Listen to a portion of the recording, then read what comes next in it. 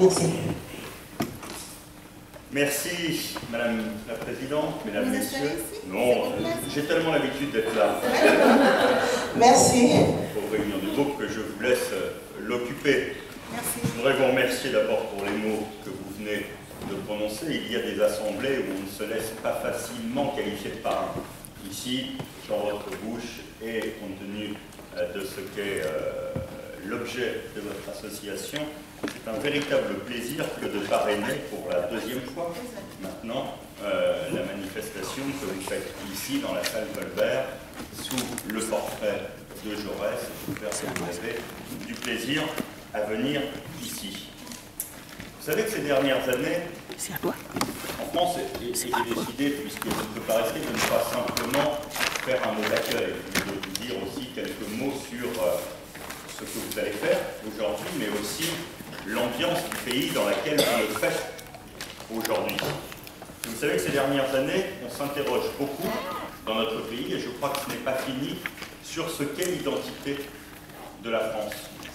Beaucoup de voix se font régulièrement entendre sur cette question, et il y a même eu une tentative, moi je la trouve un peu nauséabonde, mais de faire en sorte que ce débat devienne même un ministère à un moment, nous l'avons connu il y a quelques années, sous la forme d'un ministère de l'identité nationale, qui a d'ailleurs été supprimé très rapidement quand on a vu la façon dont cette question doit être une question au centre de nos réflexions, mais qu'elle ne peut pas être instrumentalisée au sein d'un ministère.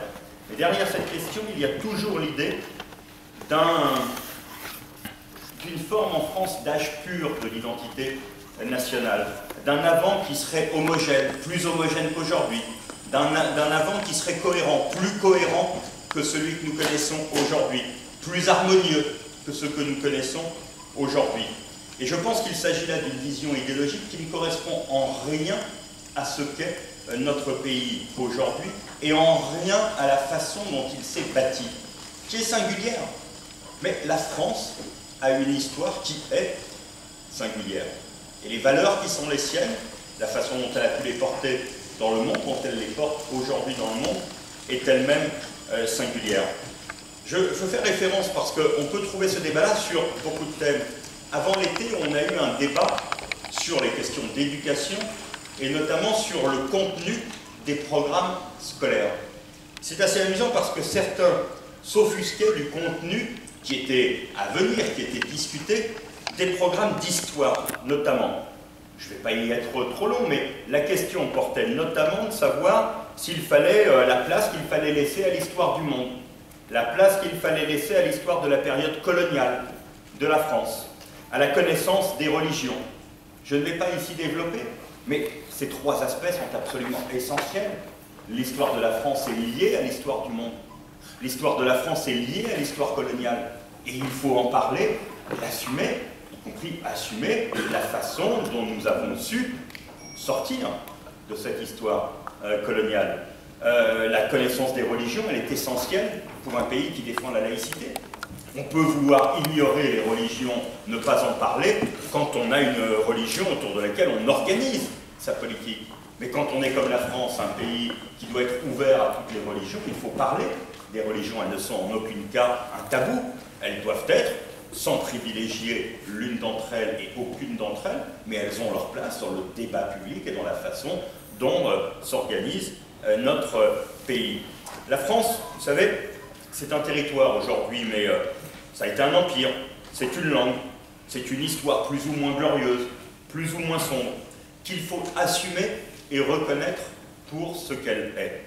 Et puis c'est aussi une mémoire collective, la France. Une mémoire qu'il nous appartient de garder vivante, et une mémoire qu'il nous appartient de transmettre. C'est en cela que ce que vous faites est particulièrement important, parce que le souvenir de ce que vous honorez aujourd'hui, c'est en même temps une part de leur histoire, une part de l'histoire de l'Afrique, mais une part de l'histoire de France. Et tout est totalement mêlé. Et dans les débats que vous allez avoir cet été, vous êtes dans cette mission de transmission de l'histoire qui est aujourd'hui nécessaire. Cette mémoire, c'est celle du sang versé et du sang mêlé sur les champs de bataille des 2 derniers conflits mondiaux qui ont traversé le XXe siècle. Près de 100 000 tués ou disparus lors de la Première Guerre mondiale. Près de 60 000 Africains tués ou disparus lors de la Seconde Guerre mondiale. La mémoire des soldats morts au combat et celle des anciens combattants que vous allez honorer aujourd'hui, fait partie prenante de la mémoire française et partant de là, de notre identité nationale. Nous sommes ce que nous sommes aujourd'hui parce qu'ils ont fait ce qu'ils ont fait hier, indépendamment de ce qu'était leur couleur, leur origine, et ce sont eux qui ont fait ce que nous sommes aujourd'hui. Voilà ce que je suis simplement venu vous dire aujourd'hui. Les soldats que vous honorez, que vous représentez, ne peuvent pas être les oubliés de la nation. Les soldats que vous représentez ont contribué à rétablir la liberté et nos libertés. Les soldats que vous représentez méritent et mériteront demain encore les hommages de la République. Et donc c'est pour ça que je suis très très heureux de vous accueillir à l'Assemblée nationale, parce que quand on rend hommage à ceux qui se sont battus pour nous, et ceux qui ont pris toute leur part, qu'il ne doit pas être la petite part de l'histoire. Voilà. Je ne sais pas si on peut hiérarchiser, si on peut... Moi j'ai tendance à dire que quand il y a un engagement au nom de valeurs, quand il y a un engagement pour la liberté, quand il y a un engagement pour la République, on ne doit pas déterminer si le combat est grand ou petit. Tous les combats pour faire vivre la République et la liberté sont de grands combats. Et donc ce qu'ils ont mené, ce que vous honorez aujourd'hui, ces tirailleurs sénégalais, ce fut de grands combats.